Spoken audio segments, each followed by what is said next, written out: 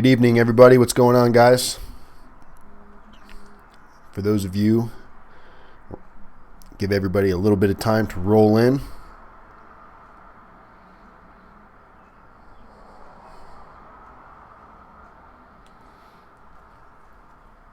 What's up, Chris? Hey, Brian. Good evening, good evening.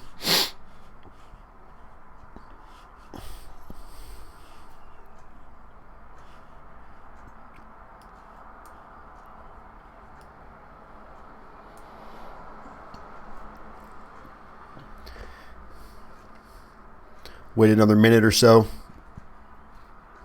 Let everybody pop in. Hey, Israel. How are you tonight? Israel Santiago. I feel like I've seen your name before. Have you been in the room before, Israel? What's that, Brian? Ab Day? Oh, yeah. I guess you're on Facebook. Yeah, Ab Day does suck.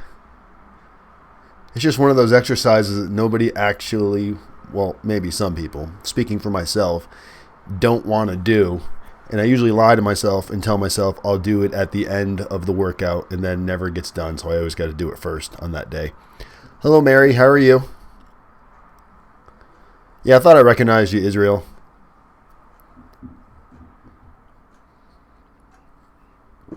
You know, with 1,000 subscribers and all, it gets a little hard to keep track now. Just kidding.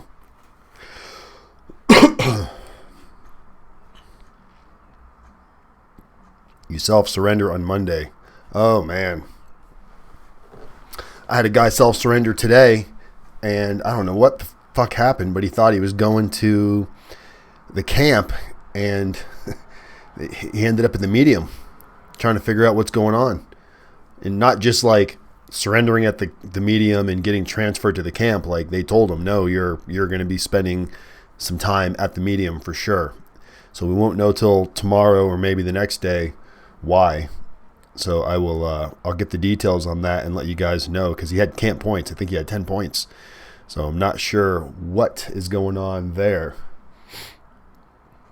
24 months. Man, you're still going to be pooping McDonald's when you get out, Israel. That time's going to fly by, especially if you can take advantage of some of the programs.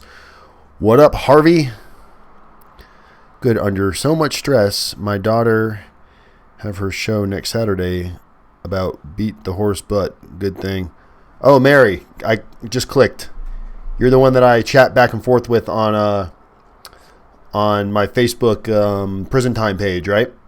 Because I remember you're always talking about your daughter and horses, so that's awesome. What's up, Edward? You made it. Edward made it. The only comments I ever see from Edward are, fuck, I missed it, or damn it, I missed it again. Well, you made it tonight. On time. What's up, Brian? Brian CC? He's not somebody that's been in the chat room. Client of mine. Been a client. Well, actually, he just became a client. I've been coaching him and kind of mentoring him for probably about 2 months, and they want some additional help with RDAP and halfway house and things like that, but don't know what happened. He thought he was going to a camp. The prison he went to, has a camp, a medium, a low, and a maybe even a pen, and I think they have an AdMax. I got to look it up. I forgot which prison, but when he called, they told him, you're surrendering to the medium, and that happens a lot. Like even my paperwork said I was surrendering to the medium, but even though I went right to the low. So I told him, don't worry about it, because that's typical when your paperwork says that. But sure enough, he got there today, and they processed him into the medium and told his wife that he will be doing his time at the medium. And they wouldn't tell us why. I don't think they knew why. They said he had to meet with his case manager, but it was already late in the day. They said the case manager won't be back till tomorrow. So hopefully tomorrow I'll get some information, but his wife was upset. I mean, the guy's got cooperation, 5K1, and he's in a medium. So that potentially could not be a favorable outcome. So that's not good. So we got to figure out what happened so I can at least share that with you guys. And water just bounced up my nose somehow. Man, I am red like a lobster. Lobster man. No, he hasn't told me yet. Actually, I got an email from Todd today too. I wish I should have pulled it up. Maybe when we get closer to the end of the video, I'll go in and read some emails. I know, Chris, I know you asked me about emails. I got emails from everybody this week. I got emails from Todd. I got emails from Serge. I got emails from what's his name, Sean. I got a lot of emails this week, but we send emails out every Monday, so a lot of the times it takes them a few days to respond. So yeah, I got a lot of emails from guys this week. Serge, just so you know, everybody, Serge, those of you that know Serge from the room, he's finally got his papers to transfer. He's just waiting to get the call. They've already packed out all of his stuff, so everything's packed up, everything that he's going to be bringing with him. So he just has his bare essentials with him now in the unit, so he could be leaving between now, early next week, but he's on the next call for move. So he'll be going from Lompoc to Sheridan, so he can take RDAP. So that's good news for him. All right, so yeah, I know it's crazy, right, Edward? It's empty chat room. So as you guys can see, the title of the video, "Prison Fitness Mental Change is Required." And those of you, I don't know if you saw the thumbnail or not, but the thumbnail, that was a before and after of me. That was pretty much right before I went into prison, and then a picture pretty much, I was in the halfway house when I took the other picture. So I was maybe in the halfway house for a week or two taking the other picture. And I wasn't there for a long time. That was 13 months. So I get a lot of emails from a lot of you that are constantly asking me, especially like Juan. Juan sent me a message the other day asking me about prison workout routines, eating, diet, things like that. Oh boy, I see it. I see it freezing up.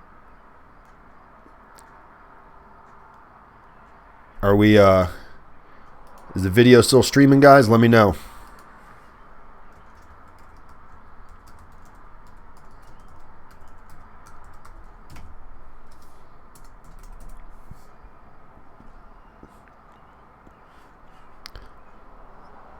Okay, good. It's completely frozen on my side, so I'm not sure what happened.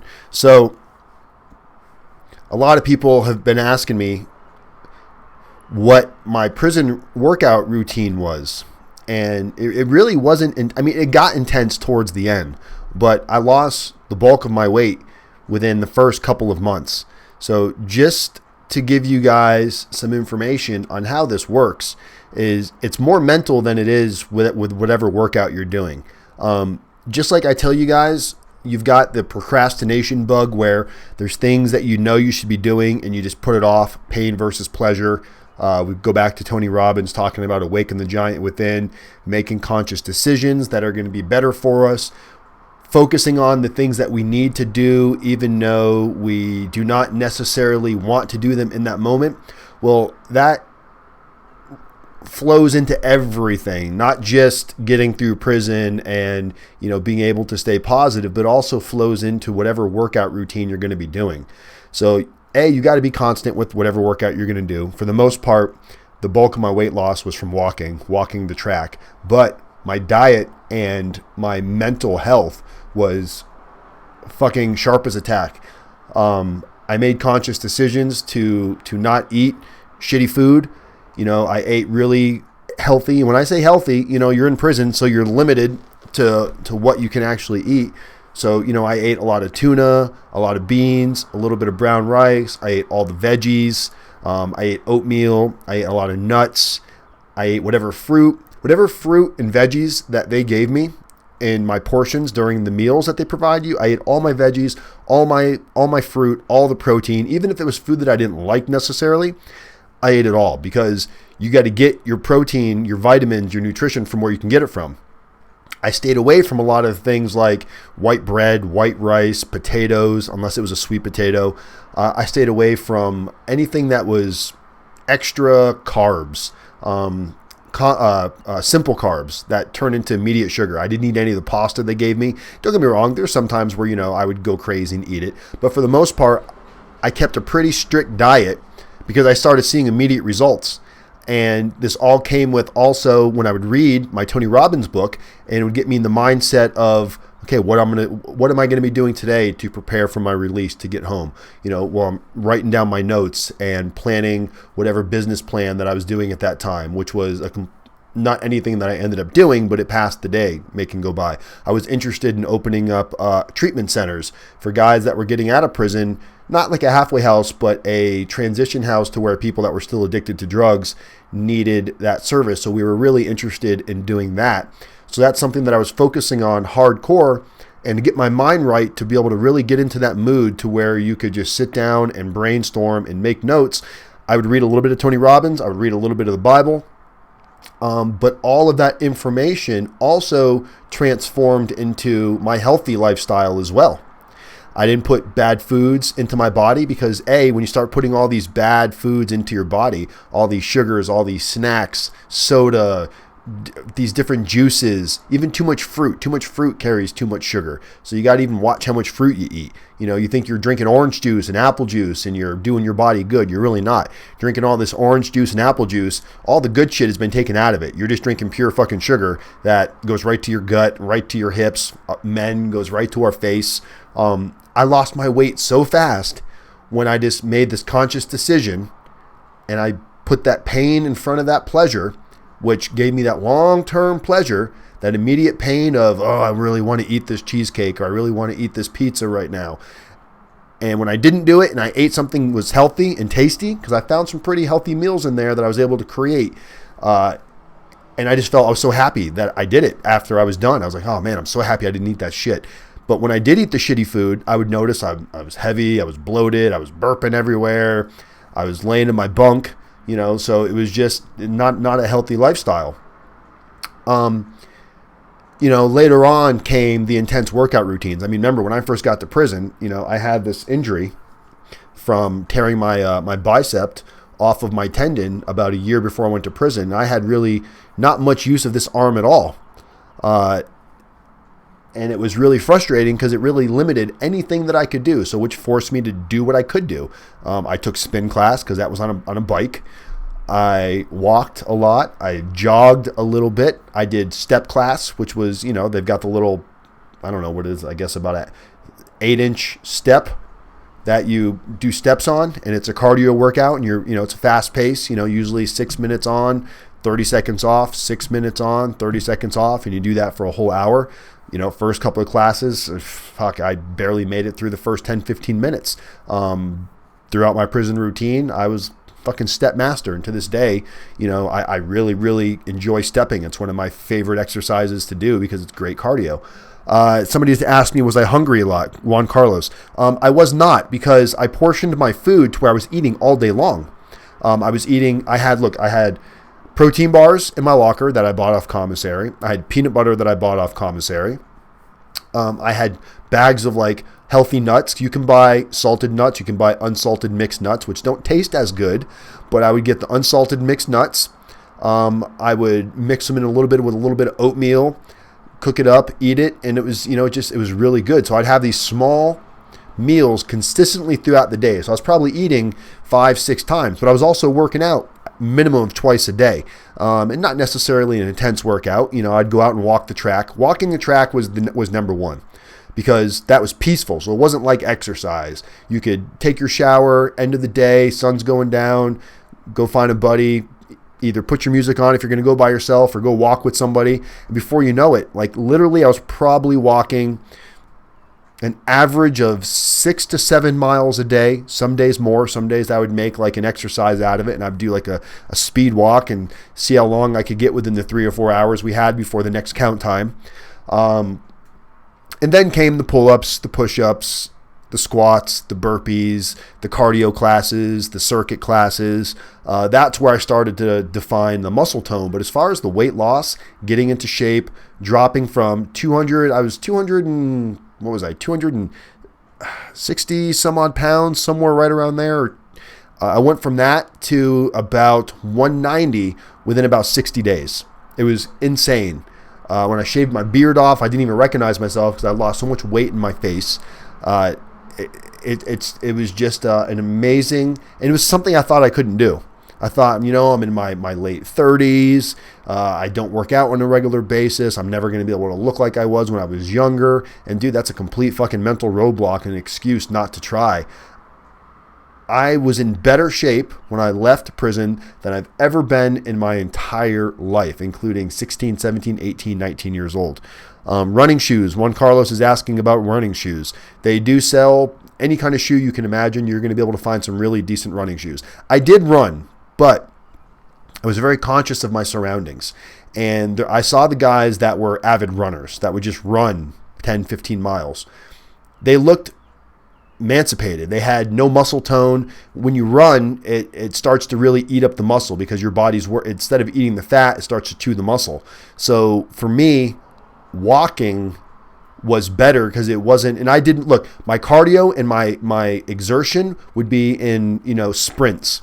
I would sprint maybe, I don't know what it is, 500 yards, whatever, sprint 100 yards, jog back, sprint 100 yards, jog back. So it was quick spurts. The long distance running wasn't my thing. As other guys were into it, but they looked weird. Their bodies just, look at a runner. Go online and Google professional runners and look at their bodies. It's not the type of look I was looking for. I wanted some muscle tone. I wanted to feel good. So running wasn't my thing. And diet, diet is definitely number one, because look, there's no enhancements in prison, even though some people I heard were getting them somewhere, but there's no weights.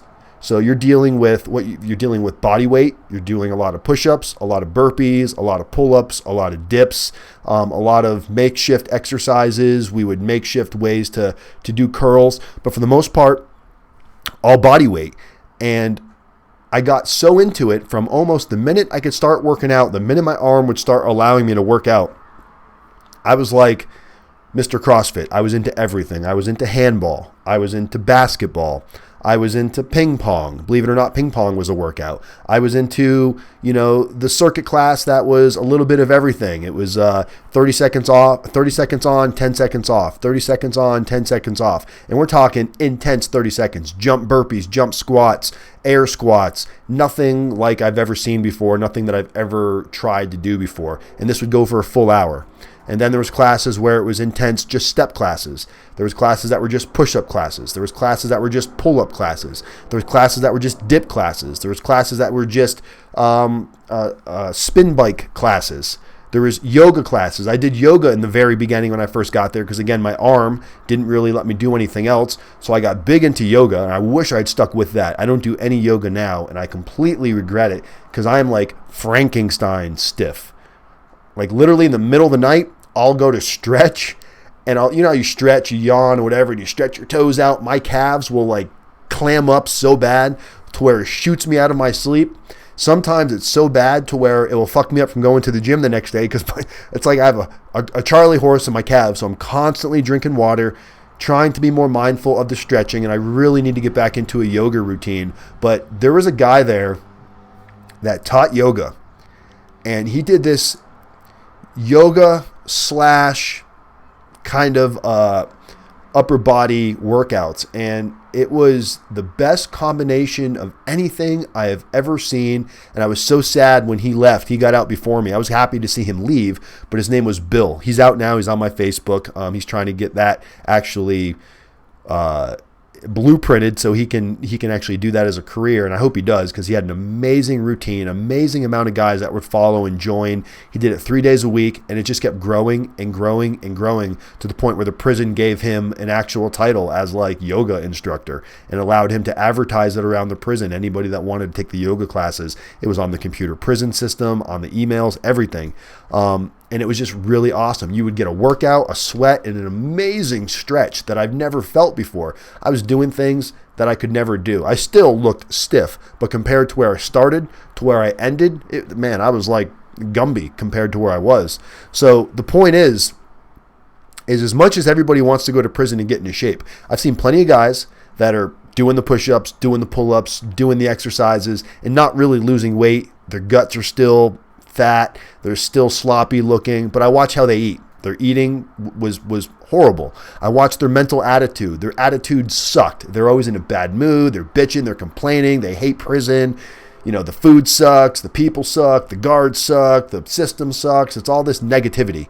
So to me, it all blended in, man. I realized that getting my mind at peace, focusing on positivity, strangling out the negativity was what made I'm telling you, man, that positive vibe flowing through your body, it spreads out to others, and it either hits others in a great way where they come to you, or it hits others in a horrible way to where they want to fucking bash you for it because they don't know how to be like that. So instead of just embracing it and asking you, hey man, what are you doing to make yourself so at peace? Instead of just getting down and dirty with you, they want to be nasty and say that you're full of shit and there's no way you're really that happy. I was a happy-go-lucky guy in prison. Like, I was the happiest guy in prison.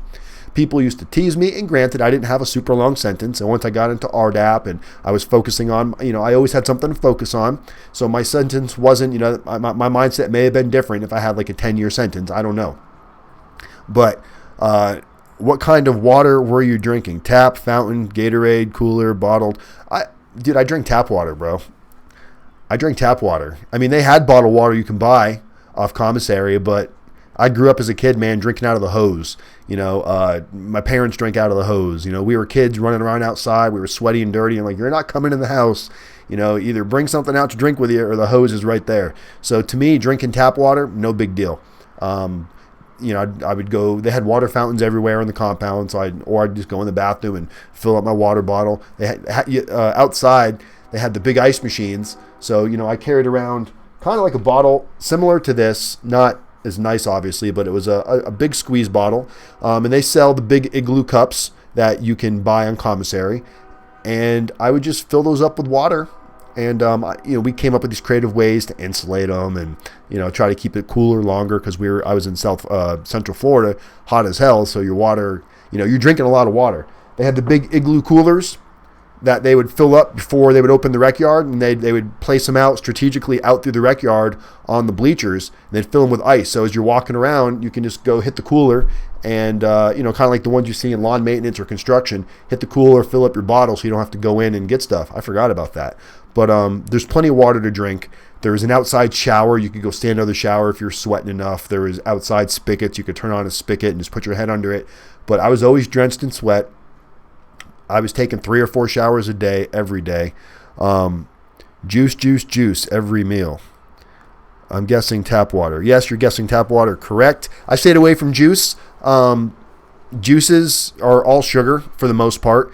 Even if you're making your own juice at home, once you get rid of once you're squeezing it, unless you're actually juicing with a juice machine, apple juice, orange juice, that's all shit. All shit. I don't care what your argument is. I know what I know. I know how I feel. I know how my body reacts, and it's shit. So unless you're eating the orange, or you're even eating an apple, apple's probably too much sugar.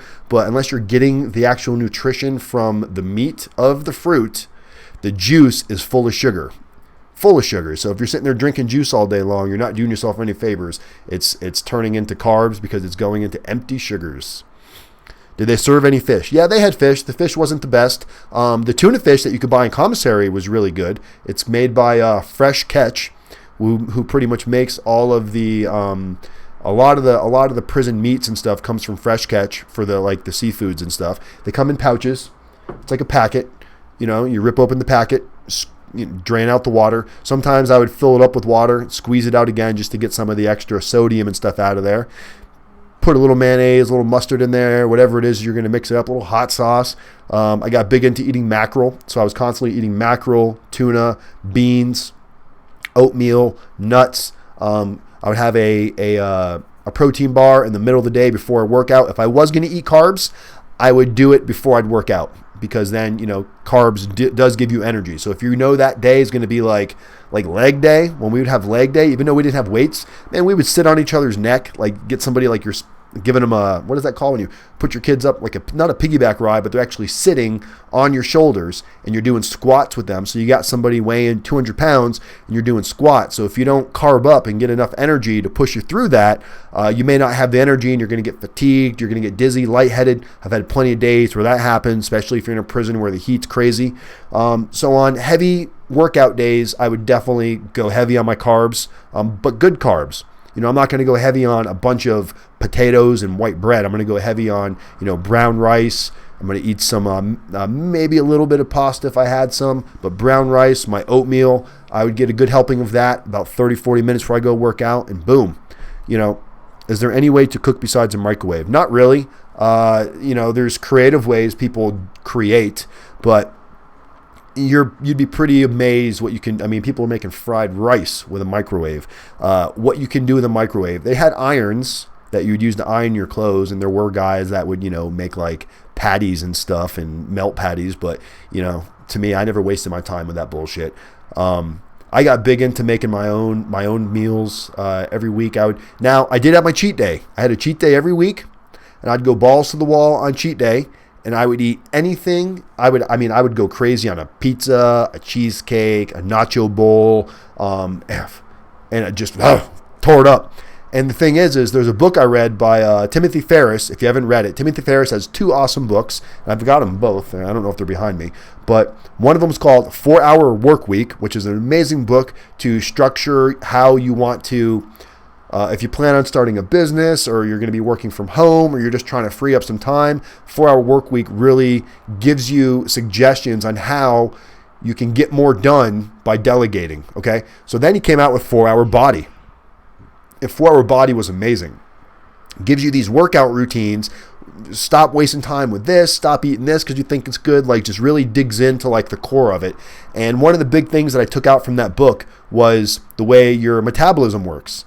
So I'm not a nutritionist, okay, guys? I'm telling you what worked for me. So don't quote me on this stuff. Don't try to get me arrested for giving you false information on what you should go, put in your body. But I'm telling you what worked for me.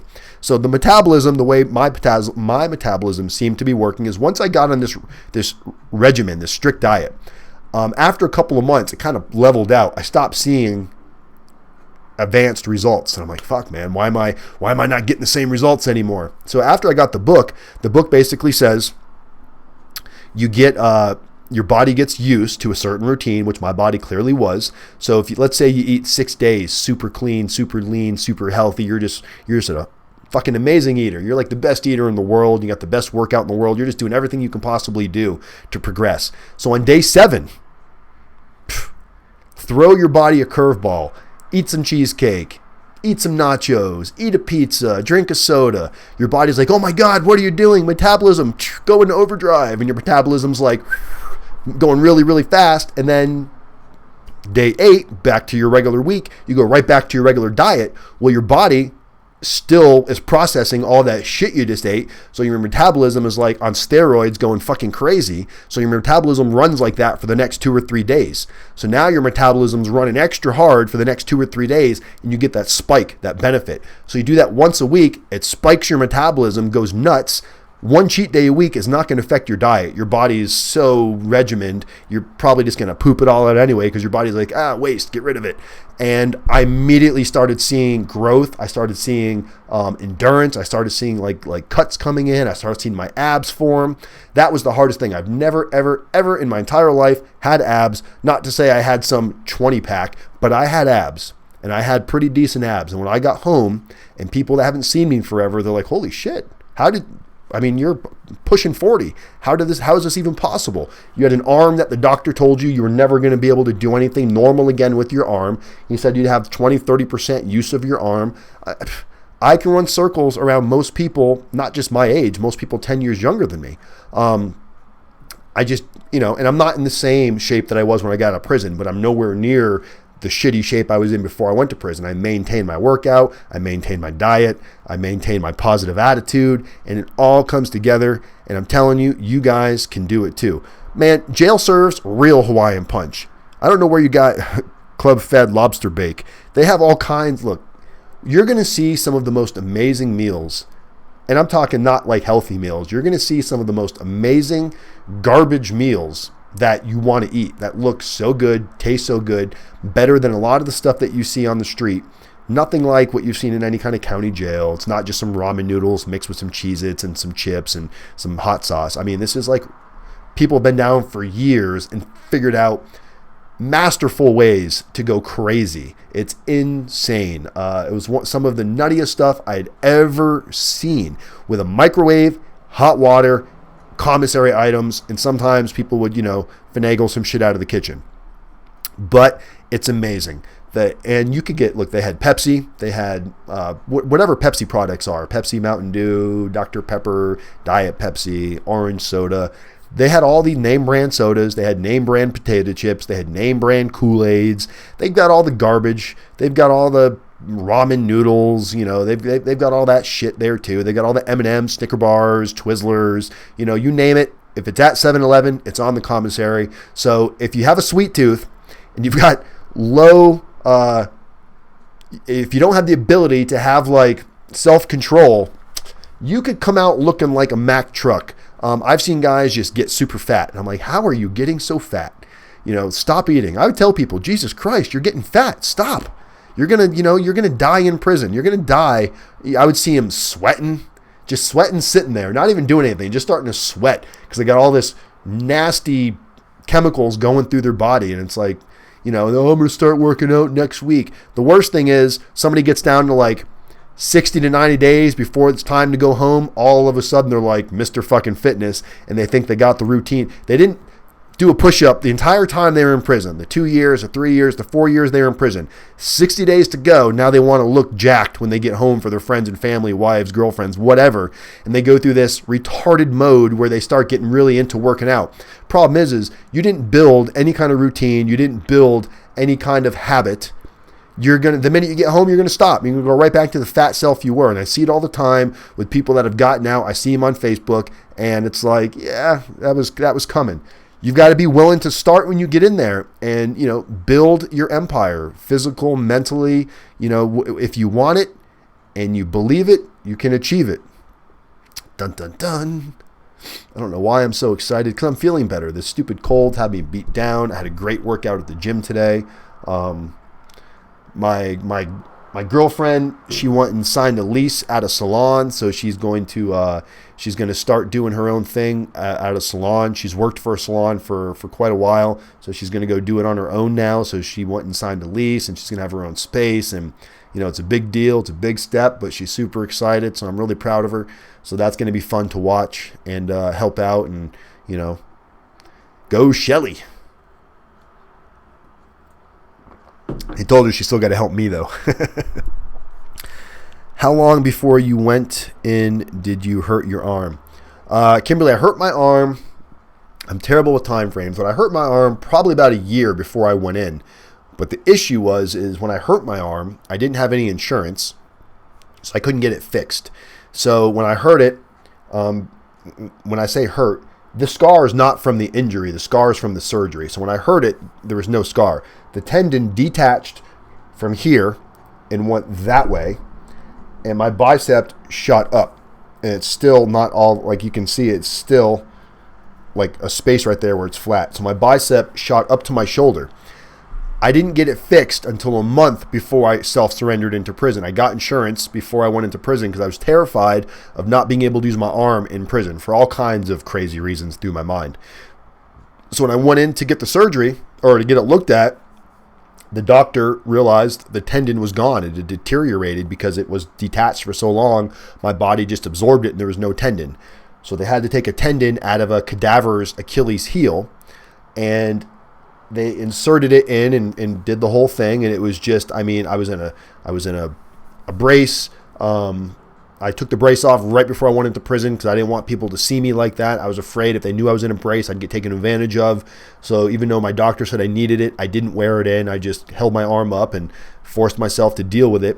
But slowly started, wanting to be able to exercise so bad and seeing all of the stuff that the prison had to offer. And the fact that the doctor told me I couldn't use my arm, that I couldn't fucking live with that answer. I could not accept that answer. So I forced myself to slowly, I would stretch it. I would do little things. And if I felt anything weird, I would stop, give it a couple days. There was days where I would do something with it and it would be so sore for like the next week after that. As soon as that soreness went away, I'd get right back at it. I'd grab my bed sheet. You name it, I was doing it. I filled up a bag with water, and I was by my bunk doing little baby curls with a little 3-pound bag of water that felt like it was 1,000 pounds. So the point is I just wasn't refusing to allow the doctor, just like people told me when you get out of prison, you're not going to be able to get a job. You're not going to be able to do anything. It's a lot of the same fears you guys have releasing from prison. What are you going to do? And when you've got society telling you you're fucked, you can either choose to listen to that and just go with the flow and go with the herd and just be fucked. Or you can say, no, I'm not going to deal with that. I'm going to find something that I can do, whether it be working for somebody, working for myself. I'm going to find something that I enjoy, that I can survive, that I can provide, that I can feel good about what I'm doing. And it's a frame of mind, guys. And not a lot of people have that frame of mind. A lot of people have the frame of mind of giving up and quitting. And quitting is easy. That's what's scary. It's easy to quit. That's what terrifies me, is when people are like, why are you trying to do all these things? What do you want a YouTube channel for? It would have been easy to quit. It would have been no big deal to quit. But to move forward and fight objection and fight the hurdles and not listen to what other prison consultants are telling me that I didn't do enough time in prison to be able to give any good advice. You got to be able to be your own person and not follow. Don't be a sheep, be the herder. So my life is what I make of it. I'm still growing. I'm still progressing. I'm still advancing. I'm still doing what I want to do. And you guys are a big part of it. It would be impossible to do this stuff without you guys. Chocolate milk. Yeah, they've got chocolate milk. They've got Tang. What's up, Jay Tabor? When I get there, do they have actual classes for working out, or do I have to be? No, they've got actual classes. McLovin. I mean, most prisons do. I can't say for every prison. They've got actual classes, but there was days where, like, if I'd make a new friend with somebody that hasn't really worked out before, the big thing for new guys is they're intimidated. It's just like why a lot of people don't want to go to the gym. They're like, I don't know what I'm doing. I want to get into it. So I would take these guys that I became friends with, and I'd say, all right, let's just go work out, me and you. I'd bust their ass out there. We do, push-ups and burpees, and, we do planks and just simple stuff. Like, all right, you do 10 push-ups, I do 10 push-ups. You do 10 push-ups, I do 10 push-ups. We do that up to 100. And it sounds easy, right? But, I do my 10 fast. So now it's your turn again. By the time you get to 20, 30, 40 push-ups, if you're not used to doing them, you struggle. And you might not get the whole 10. You might only get 5. I'm like, all right, man, every time you break down and, you get to number 5, go ahead and count to 5 and then restart until you get to 10. So you get to 5 and you can't do any more. 5, 4, 3, 2. All right, number 6. It might take you a minute to get that 10 push-ups. But the point is we don't quit. You take as much time as you need, but don't quit. Don't fail on me, or I'm not going to work out with you. If you're going to get out there and half-assing, I'm done, man, it's too much, then go work out with somebody else. You're not. I don't mind if you struggle. I don't mind if it's hard. But if you're not willing to push, then you can't work out with me, because when it was hard for me, I didn't quit. I kept pushing. I may need to take a break here or there and stop for a second, or go throw up, or go get a drink of water, but I'd come right back to the class and I'd fucking finish the class. Sometimes the class was over and be like, all right, who owes money? That means who didn't finish all their push-ups. Sometimes, that was me in the beginning. Oh, man, I got 30 more to do. All right, no one's leaving until you're done, Wise. Get back down there and give us your 30. I do 5, take 10 seconds, do 5 more. And people are going, all right, Wise, get it. I mean, people are motivating you. People are encouraging you. So and you get better and better. So everybody's working together. It's motivation, man. And you feel amazing when you're done, because you did something that you didn't think you could do.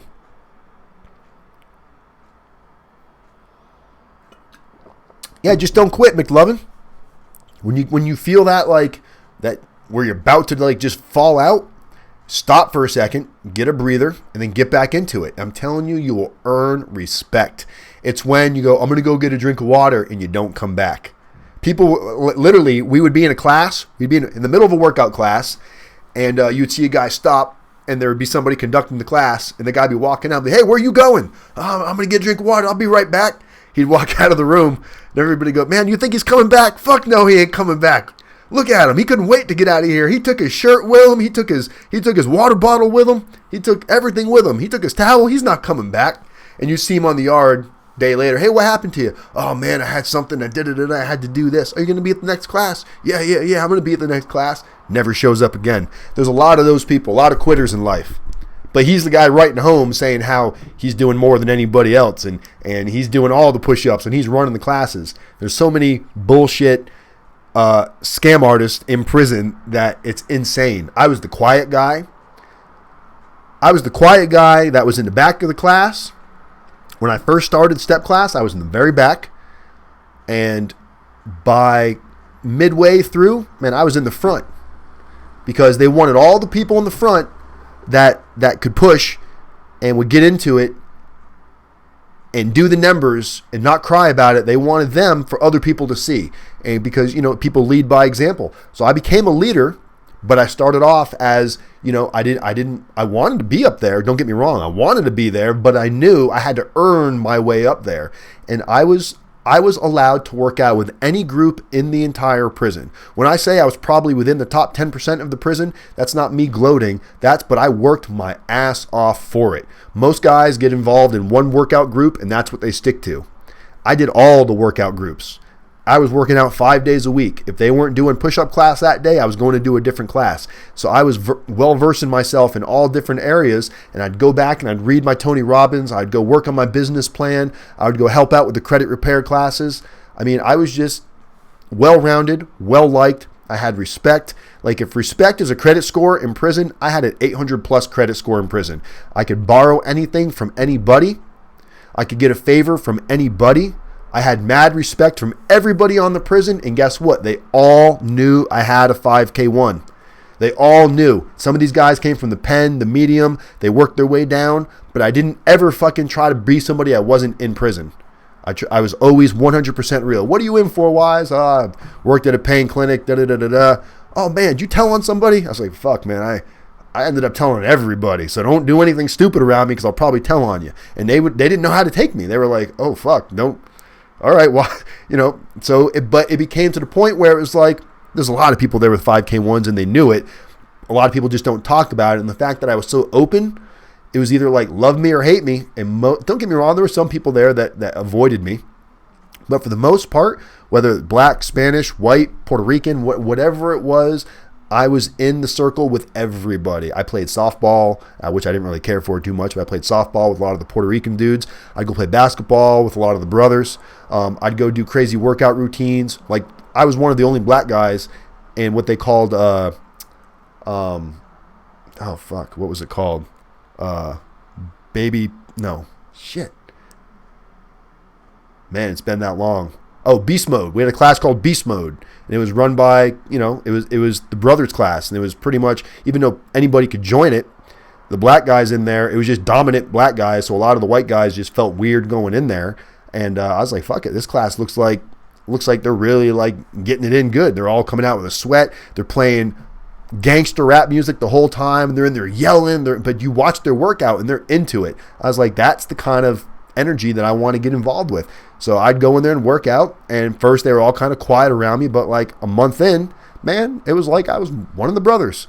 So the point is try not to just get too comfortable in a certain area. Get to know everybody. That's one of the things that Todd wrote to me in his email, is he's been experiencing engaging with everybody, people that he probably never would have engaged with on the street, that he's engaging with now in prison, and he's finding himself accepted everywhere because he's putting forth that energy. When you do that, good things happen. You never know when you're going to need a favor from somebody in prison. You just don't know. And they all thought my spirit and my motivation and my mind, they all found that super, super different from what they were used to. I'd work out with them and they would teach me, and then they'd come sit with me and talk about, hey, Wise, how do we fix our credit, or how can we build our credit, or how can we start a credit repair business? You seem like you have your mind's on right. When I get out of prison, I don't want to go back to what I was doing before, and I don't know how to do anything else other than sell drugs, and you seem like you've got your shit together, so can you mind if I pick your brain a little bit? And I'd walk the track with the biggest gangster gold teeth, tattoos everywhere, and you would never imagine hanging out with anywhere else other than there. And got along great. Got along so well that I stopped seeing the gold grill and the crazy tattoos and stopped seeing this thug. I didn't see the thug, I saw the person. And the problem is that person doesn't know how to come out, because he knows that first impressions of when people see him, they're like, oh shit, that guy looks fucking freaky and scary, I don't want to go near him. So he doesn't know how to act. So engaging with him gave him that opportunity, just like it gave me that opportunity to be able to to go in that comfort zone. So you just don't know who you're going to learn something from. And it's taught me to be well-versed. It's why I got along with everybody in the halfway house. Everybody in my halfway house that I was at was mostly, almost 90% Mexican, either Sureños or memory blank. There's two big gangs here in like the west side, like Washington. There's Sureños and Norteños. And they hate each other. Like, bad blood. In the halfway house, they dealt with it because they had to. But I was the intermediate guy. I got along with everybody. Everybody. I was playing cards with them. I was joking around with them. I would make jokes about lawnmowers when they'd go get a job, come back as lawn maintenance. I'd be like, really? So you're telling me like you're Mexican and you got a job riding a lawnmower? Holy shit. Making jokes like this, and I could get away with it because they realized that I didn't mean anything bad by it. It's just it was just the engaging conversation that we had. Other white guys in there kept to themselves, went and sat at the table, didn't talk to anybody. That's not me. If we're stuck in a room together, I don't care who you are, what your race is. I don't care. We're getting along. We're going to find a way to get along. And that's why I have amazing clients like you guys, crossing all over the place, from the white collar criminal all the way up to like the guy that's millions of dollars, all the way down to the guy that doesn't have 2 cents to his name, because I'm not labeling myself to only accept a certain type of person like so many other prison consultants do. So how do you get in shape in prison? You get your mind right first. And when your mind gets right, you're going to find this fucking energy that's boiling within inside of you, this positivity that just wants to rip out of you. Like, remember the Care Bears when they just release that energy? That's how it feels, man. You're like a Care Bear in prison. I should have used that one, the Care Bear stare. But when you get that energy and it just pours out of you, it makes everything enhanced. Your workouts, your studies, your classes, your job, you're engaging with people. It's all about your attitude. If you get your attitude right, everything else falls into place. Honesty, don't ever lie. Don't ever cheat anybody in prison. Just stay honest. If you get caught with something stupid, I did it. I'm sorry, I fucked up. Move on from it. It's really that simple, guys, but it's easier said than done. But it's a simple concept. Honesty and positivity goes a long ways in prison.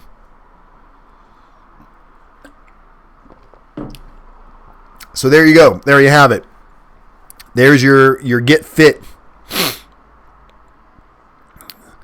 What's up, Robbie? Just saw you pop in the room. Tell us how to make some good prison food. That's going to have to be another show because that's involved. I can tell you my favorite little prison snack to make on my cheat day, which wasn't really even a cheat day. It was every Sunday. I would get they sell the flour tortilla shells, which aren't the best for you.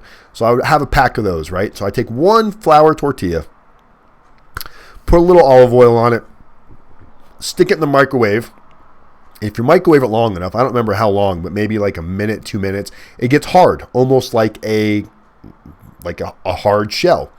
Then I would put beans, like refried beans on it. I'd spread beans on it. I'd make up my own little sauce. My sauce was like salsa, a little bit of mayo, a little bit of, we had we had a bunch of different little sauces. I can't remember what they were all. Were this hot chili sweet sauce. I'd mix them all together and make a little sauce, right? So I'd put my refried beans down, smear it on there, put a little sauce on there, put my toppings on there, which was usually tuna fish.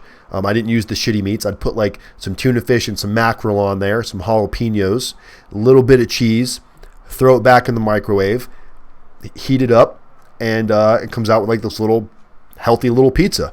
And I'm telling you what, people are like, what the fuck is that? I don't know, something I threw together. Let me try a piece. Before I knew it, half the unit that was trying to eat healthy, they were making that because it was a great alternative to the shitty pizzas that guys were making. So there you go. There's one thing. Mr. Will, man, you need to call me, Will. We've been trying to get a hold of you. I don't know what phone number to call for you. Holy shit. I know Shelly's been emailing with you, but man, shoot me a text so I know what number to call you. I tried to call your number, and it was, and I guess you thought you were self-surrendering, so you turned off that phone. I know your date got pushed back, which is not a bad thing. I'm sure you're not terrified about that. I'm sure that was a good thing for you. But do me a favor and shoot me a text. How many pairs of shoes did you need? Oh, Juan, I went through some shoes. That's why I bought my first pair of shoes when I got to prison. I bought a pair of, I don't remember, it was either Reeboks or Asics or something. I bought a pair of shoes, and they were like $60. Those shoes wore the fuck out in about 30 days. Like, nothing left to them because I was walking and jogging and all that shit. So I was like, man, I'm not buying another $60 pair of shoes. So I would find people that are leaving or people that are selling shoes on the compound. And even though you're not supposed to do it, you're not supposed to buy property off other inmates. I just wasn't willing to go spend another $60 or $70 for, a pair of shoes I was going to burn through. So these guys would have these shoes that are in great condition. Some guys only used their nice white sneakers for visitation day or for picture day. Other than that, they didn't wear them, or they wore them very mildly. They didn't work out really. So I'd look for the guys that weren't super active, that had the really nice shoes for pictures, and be like, hey man, when you're leaving, what are you gonna do with your shoes? Oh, you want them? I'm like, yeah, I'll pay for them now, and you give them to me when you leave. You're like, all right. I never had anybody fuck me over. I had a good reputation on the compound, so I'd buy them for like $15, $20. Again, an amazing pair of brand new white kicks, Nikes, you name it, and that's how I'd go through my shoes. But I probably went through 5 or 6 pairs of shoes while I was in prison. And I had a pair of shoes that I only used for my pictures. And I didn't have visitations because my girlfriend was in prison and my family lived in New York. I was in Florida, so I was only there 13 months. So I really didn't care about the visitations. But I would take a lot of pictures. So almost all the pictures you see me in, the white shoes that I'm wearing, I never wore those other than picture day. They were a little bit small. They didn't feel great when I wore them, so I definitely wasn't going to go work out in them. But my workout shoes were hideous. They were ugly, but they fit great. They were high tops. They were super flexible. I don't remember what kind of shoes they were now. Adidas. They were Adidas. They were Adidas high tops that I could use for basketball. I could also use for my circuit training, and they were just amazing. But yeah, those were my main shoes that I kept buying the same ones. So, you get into a routine, you learn the tricks of the trade there. Don't allow yourself to get too lost in that concern right now, because that's all stuff you're going to figure out as time progresses. How did you stay positive? I'm afraid I will fall apart and gang another 50 pounds. Who wrote that? Let me go back up here. Dan, help us out with the mental part too. Man, the mental part, you got to find positive people that you're going to spend your time with. If you're the type of person that's frustrated easily, you're a negative person naturally, you could have a hard time in prison because there's plenty of that going around. There's plenty of negative, cancer-y people in prison that they just feed off of that shit, and it's just like they always look, oh my God, they always look miserable. Look, Thanksgiving Day, they give you great food, okay? You're in prison, and the food they give you is above and beyond. They don't have to do it. They give you turkey. They give you ham. They give you little pies. They give you yams. They give you sweet potatoes. They give you cornbread. They give you the cranberry sauce. They give you pretty much everything that would consist of a Thanksgiving meal. Now, it may not be as good as mom's cooking. And there's guys going, oh, these pies are horrible. I can't believe they'd feed us this shit. It's like, what are you talking about? I didn't grow up in like the slums where I didn't know what good food was. And I was like, granted, this isn't 5-star quality food, but dude, this is not that bad. And you're in prison and you're complaining right now. I mean, complain about everything. Complain about the TVs. Complain about I literally would not give those people the time of day. I hated them, and they hated me. They would come engage into my conversations. When I was like, man, I've got it all figured out. I can be out of this bitch in 13 to 14 months. How are you going to do that? Well, I'm going to get into RDAP, and I'm going to complete RDAP, and I'm going to get a year off, and then I'm going to find out a way to get a year halfway house. First off, you're probably not going to get into RDAP because your sentence isn't that long. And, just you name it. Then once I got into RDAP, well, we've got over and unders on how long you're actually going to make it before you get kicked out. Just like they couldn't wait for something fucking bad to happen to you. And dude, so I kept overcoming these obstacles. I kept doing it. I was like, yo, I just got approved for my halfway house. How much did they give you? 6 months. Oh, you didn't get the year? Man, I'm not done. I'm just telling you where I'm at right now. So far, I've qualified. I got my year off for RDAP. I've been guaranteed my 6 months halfway house. I'm going to get the other 6 months halfway house. Oh, it's not going to happen. Everybody tries to get it. I was like, I'm not everybody. I'm not going to let you sit here and tell me that I can't do something just because somebody else didn't do it or because you get off on telling me this. Man, when I got the 11 months halfway house, they were like, there's a guy on Facebook right now, this idiot, Massey or Macy, whatever his name is. To this day, he's convinced that I must have went and told on everybody about something and everything, and I was snitching behind closed doors to get the extra time off. He believes that, even though there's no evidence, there's no reason why that would happen. That's how he thinks I got the extra time off, and he talks about that on Facebook, and it's ridiculous. If you guys go to my Facebook, you can see posts with this goofball, and he was just a giant RDAP fuck up. He was the kind of guy that I don't even know how he made it through the program. He probably shouldn't have made it through the program, but he did. But there's haters everywhere you go, and if you give in to the negativity, you're going to drown in it. So don't do it. Hey, Dan, I'm sure you spoke about the workouts. I missed it, but can anyone hit the weights, or are there certain guys you got to go through? Most places don't have weights, Will. Some places still do. Like mine didn't have weights. I mean, I know where Todd's at. Todd said he has weights and he loves it. So I don't think you got to go through anybody. I think it's just, get in where you can fit in. When it's your turn, go. So anyway, hey, if you guys haven't already, text the word YouTube to 35074. It gives you notifications of my upcoming videos, upcoming live events, things like that. Also, if you really like what I'm doing, and you like the information and you want to support the channel, and you can always subscribe. There's also a donate button now that I have 1,000 subscribers. That's one of the perks. Down there by the chat, you'll see a little money sign. And if you ever want to donate anything to support the cause, if you like the information, all that good stuff, it's all appreciated. And anything that you do donate, it goes to help somebody with the services that can't afford it. I've got a whole list of people that need help that we're waiting to raise some more money, have some more investors coming in, just because what they need costs money and they don't have any money to give, and they're trying to come up with a little bit, so we're trying to subsidize. So again, if you do want to donate, it's greatly appreciated. There's a money tab on the chat. It would be awesome if you helped out. But make sure you like, subscribe, share my videos, guys. Keep the word going.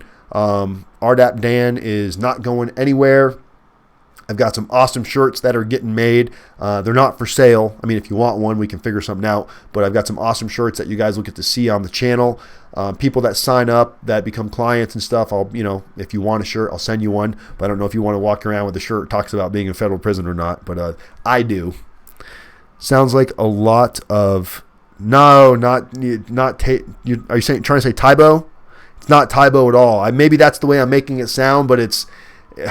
I can't explain it. It's like gladiators. It's like gladiators in a rough environment, just breaking you down, man. It's something you can't. Burpees like you don't even know. Not like these shitty burpees that you see on TV. Not this like I mean, these are real fucking burpees. Real burpees. I'll make a video one day, and I've got a video on here somewhere where actually there's a video on here where I'm doing them.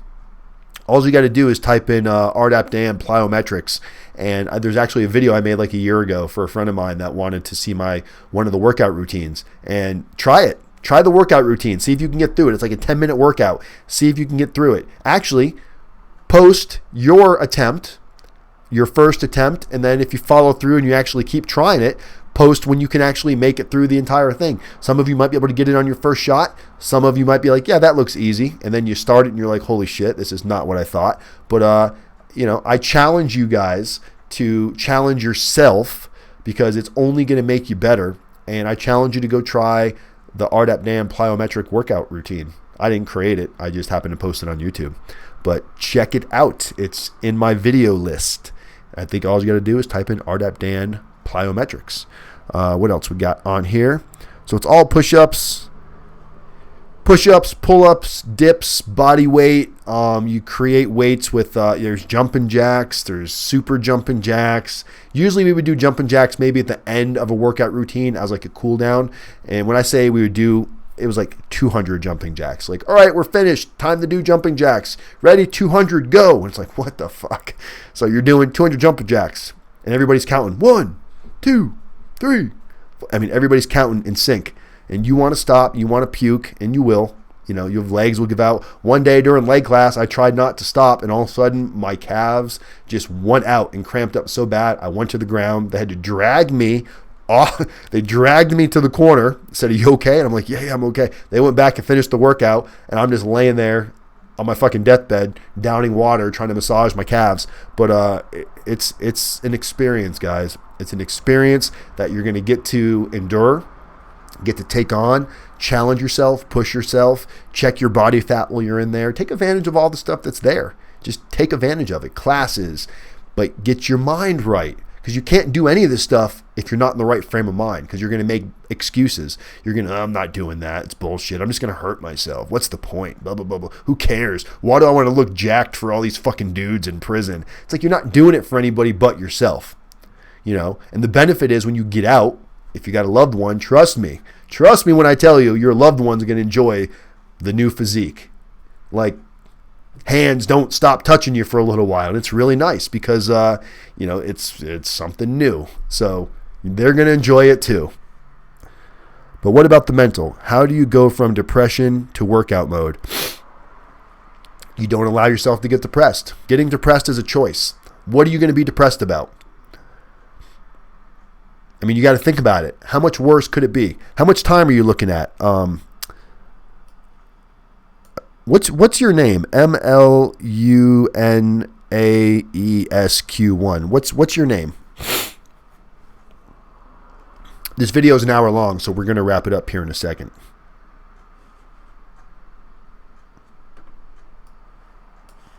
And somebody show some love here, man. If you guys appreciate my content, throw a tip out there. I'm not ashamed to ask for tips. We got people that can use the help. If you can afford $5, drop $5 in the tip bucket. Could you go back for a second at meal times? No. Well, sometimes if you ask the guard, if you say, hey, can I go back through the line? The guard could tell you yes. Some guys try to sneak back through the line and get caught and get in trouble. If you're an RDAP and you go through the line a second time, you're fucking hit and you're going to get pulled up and it's bad. Now, if you're an RDAP and you ask the guard, hey, can I go back for seconds? And the guard says yes, then you're allowed to do that. But make sure that you ask. Usually no. Sometimes the hot bar, like they've got you've got your main line, which is where the servers are putting the food on your tray and giving you a tray. And then you've got hot bars where you've got sometimes salads, soups. You can go back to the hot bar as much as you want. And, you know, a lot of times there's extra stuff in there. So yeah, you can tear that up. That's right, Will. You choose to be depressed. What's your name? MLUNASQ1. Or what can we call you? I know you've probably told me before. I can't remember because I'm so used to seeing that in there. But if I can't get into the gym now and I'm going to go to Five Guys. Wait. If I can't get into a gym now and I'm going to go to Five Guys, how can I overcome that mental defeat? I feel mentally defeated now and hungry. Because you're not asserting. Where do I start? Okay. First off, you've got to retrain your brain. And it starts with feeding your brain the positive information that you need. It's not just going to be, you know, words of wisdom from RDAPdan that's going to change your life. Now, I might be able to plant some seeds that are going to sprout and grow at some point, but you got to take some initiative. So getting the book, Awaken the Giant Within, that's a huge step. Applying yourself with the time and effort to actually read it is the second step. And the book is so powerful that even if you're not into books, the book makes sense because it gives you a million ways to overcome the self-defeating thoughts that you're having. At the end of the day, if you choose to be negative, because look, what you're talking about doing right now, the reasons that you're giving, we go back to what's easy and what's hard. What you're doing is easy. Anybody can make excuses. Anybody can not go work out. Anybody can say, oh, I'm too sad or I'm too negative. You just got to force yourself out of it. Like right now, there's nothing stopping you from getting up and going outside and doing 100 push-ups. There's nothing other than your lack of will to want to really do it. If you don't want it bad enough, you're not going to get it. Simple as that. Nobody can want it more than you. Right now, you could go outside and do 100 push-ups. Even if it takes you 30 minutes, you could go do 100 push-ups right now. You could go outside and walk a mile right now. You could go outside and do 100 squats right now. There's nothing stopping you other than you. You're your own roadblock. So don't allow these self-defeating thoughts to rule you, because prison's going to be shitty for you if that's the way you're going to do. Your name's Mark. Okay, so Mark, it's once you make the decision to no longer be like the way that you're feeling right now, once you make the decision to not do it, it fixes itself. There's like today, I did not want to go to the gym. Didn't want to do it. Almost talked myself out of it. Almost tried talking my girlfriend out of it. I'm like, do you really want to go today? She's like, I don't know. Do you not want to go? I was like, well, I mean, I know we should. But, we went yesterday and I'm still getting over this cold. And then I sat there for a minute and I was like, all right, fuck it. Let's just go. Let's just go get it over with. And man, I'm telling you, halfway through the workout, my music's going. My vibe changes. My mood changes. I feel amazing. Now, it's different for different people, some people, but once you start doing this on a regular basis, it's going to take some time, Mark, for you to build a new, right now you're trying to, what's up, Alex? You're trying to build new habits. You don't build a habit overnight. That's why when you see these guys that it's like, it's January 1st, I'm going to start going to the gym, and all of a sudden they go to the gym every day, and this is the guy that was eating pizza, wings, and beer 24/7, right? Smoking cigarettes, smoking pot, staying out till 4 in the morning, partying, and he's like, I never see you at the club anymore. It's like, I never see you at the bank. That guy. All of a sudden, January 1st, that guy's like, oh, I'm a vegan now. I work out every day. And he's been doing it for like a week.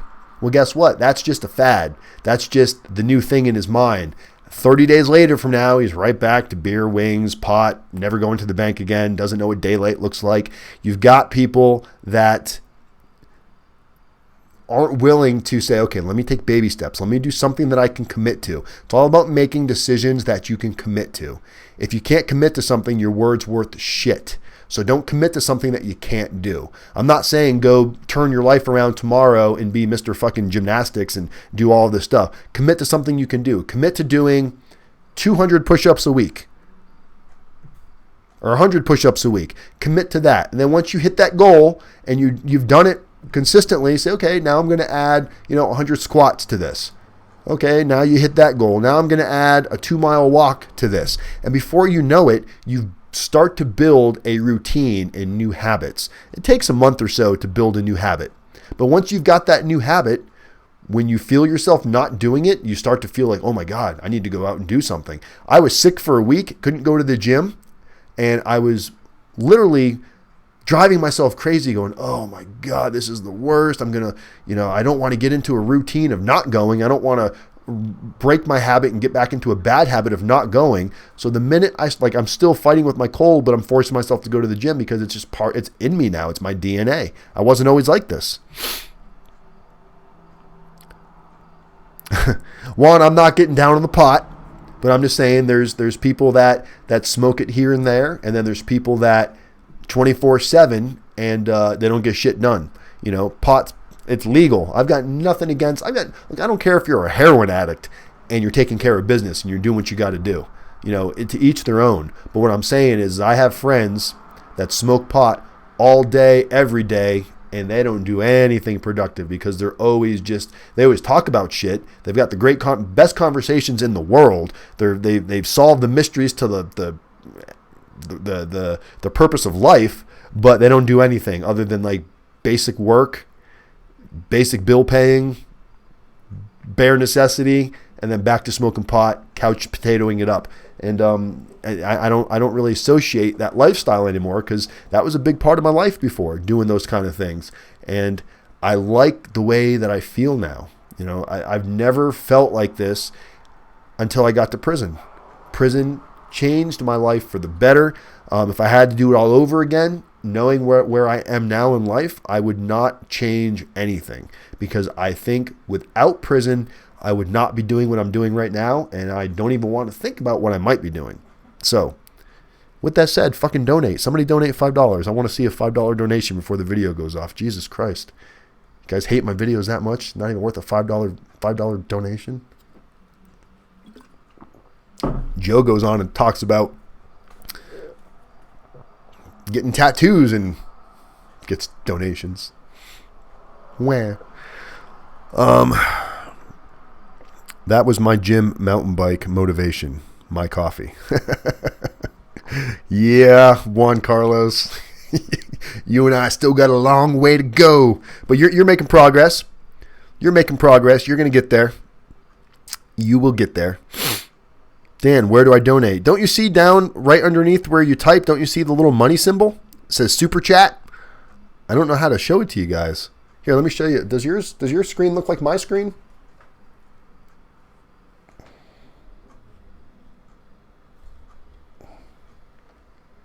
Right there?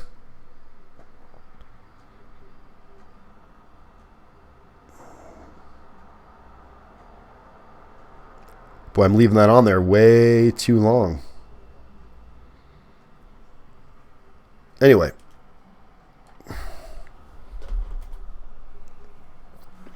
I don't know how it works. No one's donated before, so I don't know where the money goes. No, I'm sure where it probably goes to my PayPal account. But look, I'm kidding. If you guys don't want to donate, just don't watch my videos anymore. No, I'm really just joking. I do appreciate it though, because I do get donations, believe it or not. They just don't donate through this. They donate on my PayPal me.thing, whatever. But it all goes, look, I'm not asking for the money for me. I'm not saying, hey, donate so I can go out and, do something stupid with the money. I'm saying donate because we're a community of people helping people, and there are people that need our help. So if you have the ability to help somebody else, that's what you can do by donating. It's simple as that. So if you have the ability, just fucking do it. $5. It's not going to, when you're going to go spend $5 on something dumb anyway. So you might as well spend it on somebody that's freaking out, going to prison, that needs some assistance, right?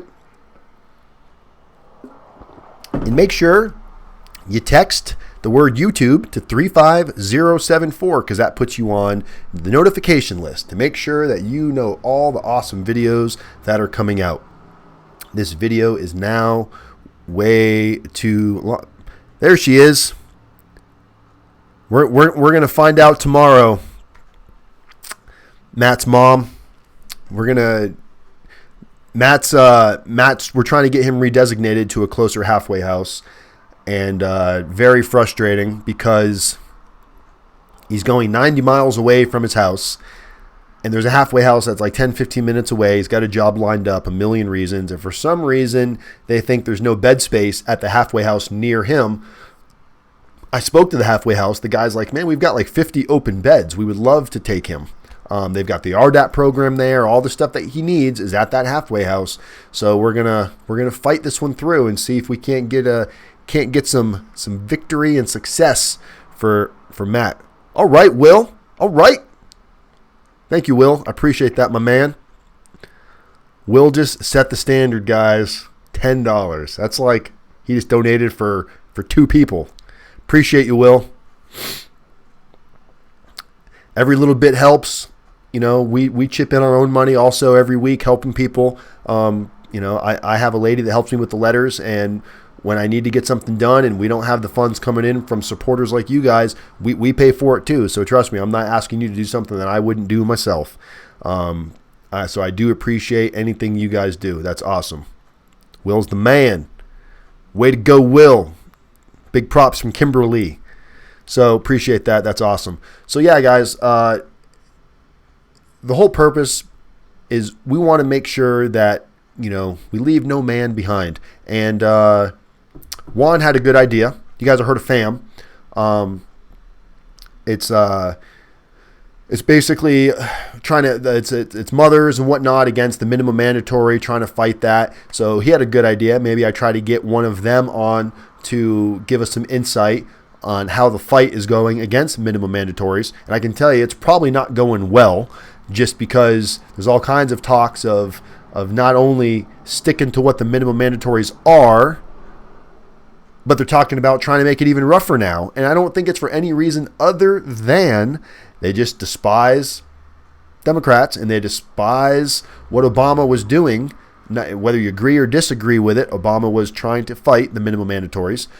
So now the Republicans are just in a opposition of it. So we're probably going to see some stupid stuff happening to a lot of people that are going to be going into federal prison for nonviolent first-time offenders, white-collar criminals, nonviolent drug offenders. We're probably going to see stuff that we're not too happy with here in the near future. So I hope a lot of you that are getting sentenced and going through all of that